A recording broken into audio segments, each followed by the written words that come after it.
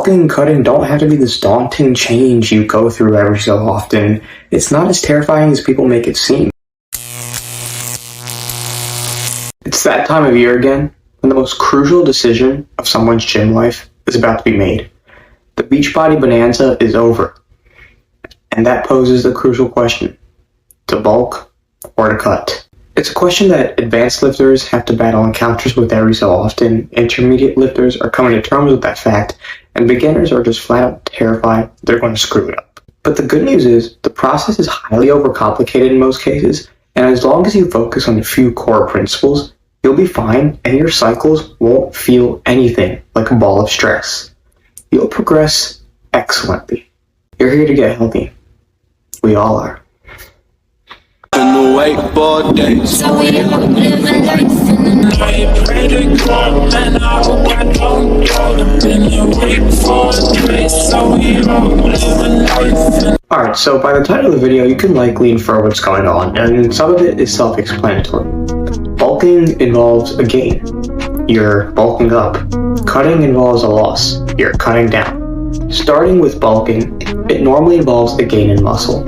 There is something called dirty bulking, where you eat as much as possible and don't worry about the fat you gain, but we're not even going to get into that. Bulking involves maintaining a consistent caloric surplus over a gradual period of time in order to maximize muscle gains with a little bit of added fat gains, but don't worry, this fat will be very marginal in compare to the added muscle. Now, cutting, on the other hand, is also quite self-explanatory. The primary goal is to either lose fat or tone down the muscles to give the illusion of more size, and this is achieved through a consistent caloric deficit over time. So we're going to be approaching the healthiest possible method, and assuming that not only in the bulking phase, but also in the cutting phase, we will be looking to at least preserve or gain muscle. However, we also noticed that the real constant in both of these was calories and caloric changes. Bulking requires a caloric surplus, and cutting requires a caloric deficit, which intuitively makes sense. But to actually go in a surplus or deficit, we need to calculate our maintenance calories. Calories are a unit of energy, and working out isn't the only time we use calories. We use calories to walk, type, breathe, fidget, move our eyes, think, anything.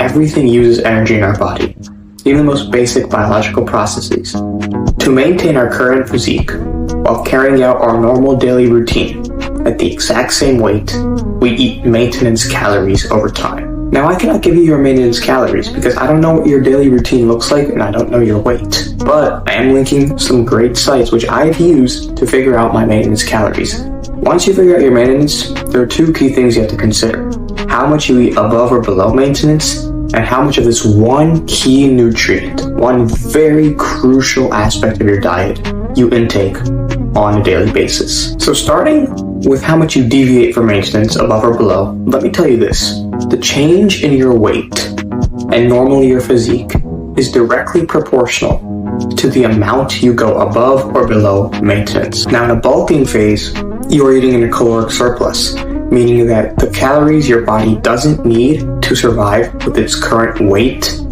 go elsewhere in the form of added weight. But I caught you red-handed. Added weight does not mean added muscle. More calories does not mean more muscle. There is a fundamental limit.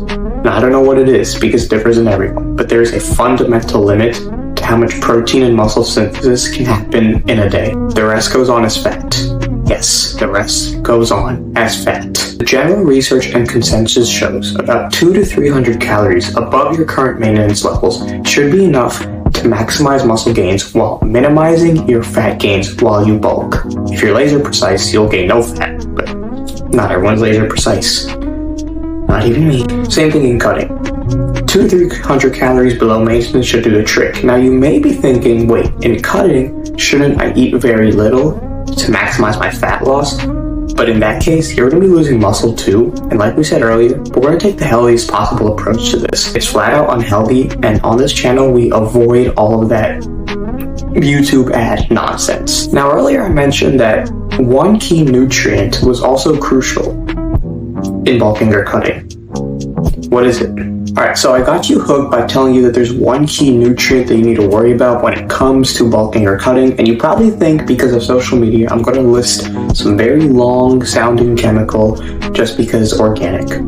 No, it's just protein. So protein is a driver of muscle growth, and while we've established that there's a limit to protein synthesis in a day, it's important to get your protein in. Now in bulking, you're never in an energy deficit, so you don't have to worry about any sort of loss. About 0.7 grams to 1 gram of protein per pound of body weight is really sufficient to build maximum muscle and to reach that daily muscle synthesis limit. Now for cutting, you are in an energy deficit, so you may need some more protein, about 1.2 to 1.4 grams of protein per pound of body weight. Now for those of you complaining about the fundamental daily protein synthesis limit, saying it's limiting your capacity for gains, you could not be more wrong. In fact, it plays to a cutter's advantage. Imagine if you didn't have this limit. That would mean more protein meant more muscle, but if you were cutting, you'd be at a disadvantage because you can't eat that much protein. The limit lets you build maximum muscle even if you're in an energy deficit or energy surplus. The protein synthesis and the muscle synthesis limit is not only a fundamental rule of our body to allocate resources wherever necessary, but also plays to our advantage. So we've talked about the nutrition, but now we have to talk about the actual workout. And look, I will admit, if you're in a cutting phase, building muscle will be harder because you have to work that much harder to get your protein in. And like I said, not everyone's laser precise. There will be days where you don't meet that protein synthesis limit, you don't meet your nutrition requirements, and yes, it will happen. Try to avoid them, but it will happen. Now, if I were to tell you you would have to switch up your workouts from bulking to cutting, that would go against everything I've ever said on this channel. Remember, working out is not the mechanism for growth. It triggers the mechanism for growth. As long as you attempt to force adaptation in the gym by training hard or close to failure, using proper technique, and tailoring your workout to ensure that you don't do too much, that you put a dent in your recovery, but that you do enough so that your muscles actually get stimulated, then the growth mechanism will be triggered, regardless of how much you eat.